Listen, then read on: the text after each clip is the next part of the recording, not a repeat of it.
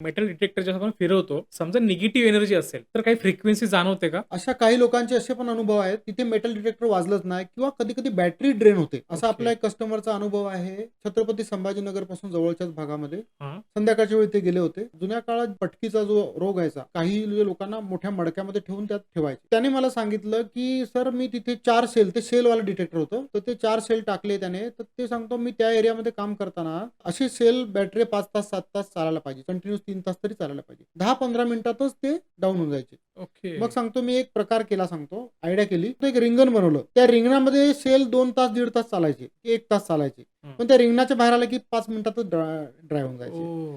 तर आता ह्याचं आपण सायंटिफिकली आपण प्रूव्ह नाही करू शकत या गोष्टी. हं, पण असे लोकांचे अनुभव बरेच आहेत. आपण जेव्हा अशा ठिकाणी जातो, आपला जो कानाची जी ही पाळी आहे, हं. ही नेहमी थंड असते.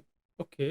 हे जर गरम झालं, हे हं. गरम कधी होणार? जेव्हा चलबिचल होणार हां. आणि काही वेळेला आपल्याला समजत नाही ना असं काहीतरी होतं. त्यावेळी हे सिम्प्टम आहेत. त्यावेळी तिथे जाऊ नये.